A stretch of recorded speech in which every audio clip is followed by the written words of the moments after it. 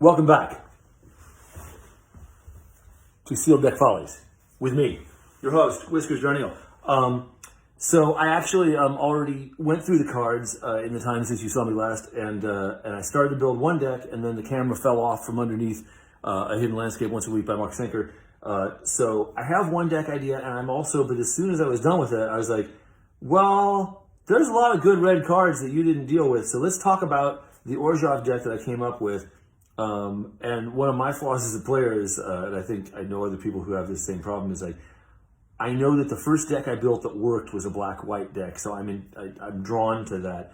But I don't think I am unfair to say that Helia the Sun Crowned is one of the best cards I drew from those 6 packs. It's indestructible. As long as your devotion to white is less than 5, it's not a creature. Whenever you gain life, put a 1/1 counter on target creature or enchantment you control. Also, static ability gives another target creature life. So it's indestructible. That doesn't mean it can't be exiled. And once Heliod is exiled, you will never see him again. He will be wandering around in exile, lamenting his condition. He'll be reading Ovid a lot, just really thinking a lot about exile and feeling bad and doing literally nothing for you. You want to have, that's the thing, is like, I want counter spells to protect Heliod, but I don't think I'm playing Azorius here. I know I'm not. In this spread here, what I got is I have him, right? I did have, let's see here. Well, here's my creatures. Heliod, Pious Wayfarer. Whenever enchantment, there's a lot of enchantments at the battlefield. Somebody gets 1/1 till the end of the turn. Otherwise, it's a 1/2 human scout. Keeps my curve nice. Captivating Unicorn. Whenever enchantment enters the battlefield, tap target creature the opponent controls. That's nice control, though this is generally not a control deck. A flying Chimera that costs X less to cast, where X is my devotion to white. I will be fairly devoted to white by the time the Chimera comes out. So it'll probably come out for pretty cheap. And will be a 3/3 flyer, and that's nice. Alseid of Life's Bounty with lifelink, a static ability, target creature enchantment you control gains protection from the color of your choice until the end of the turn. If this one is out, then you are less likely to be able to exile Heliod. So I'm going to be protecting the Alseid of Life's Bounty, and we'll talk about how I'm going to do that. Probably with the Dawn Evangel, right? There's a little synergy there. Transcendent Envoy decreases the cost of my auras and otherwise flies across you at 1 for 2. And the Sunmane Pegasus that flies and has Vigilance to Lifelink as a static ability if I pay 2. So there's my white creatures. Over here, these magnificent black cards, I have Ferricus Spawn, which escapes when I exile cards, escapes as a 5/6. And when it enters the battlefield this way, you have to sack a creature. And I do mean you have to, not me, but you. The Mire Triton, I mill 2 into my graveyard and gain 2 life.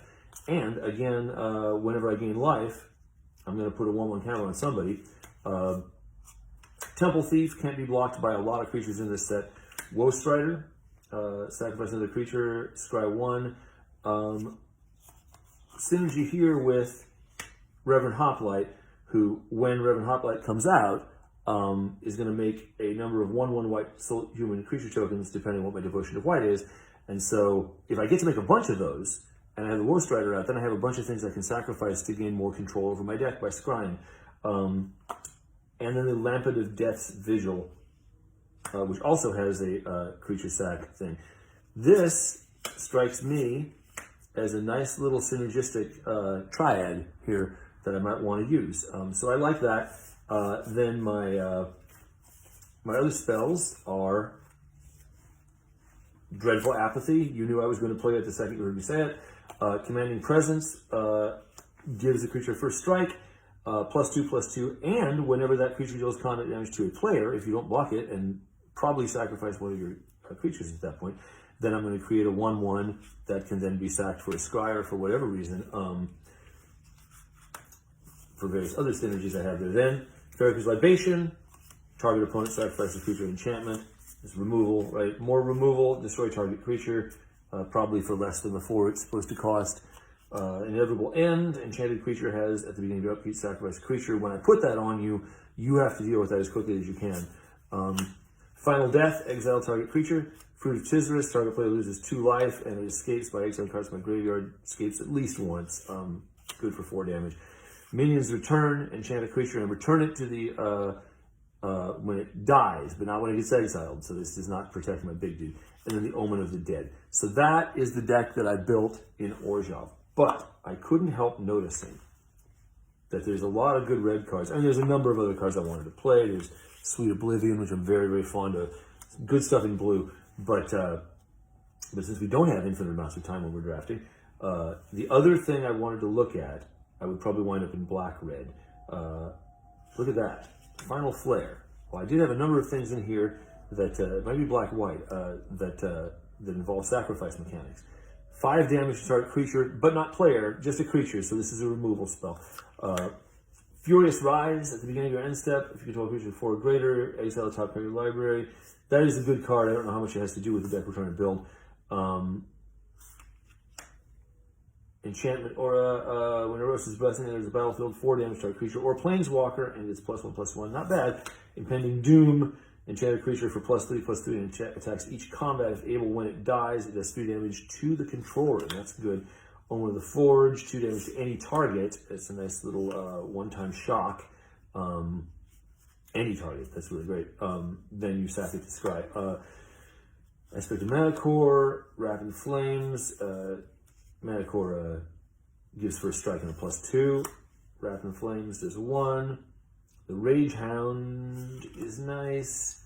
There's a lot of good burn in here, is the thing. And then there's this guy, right?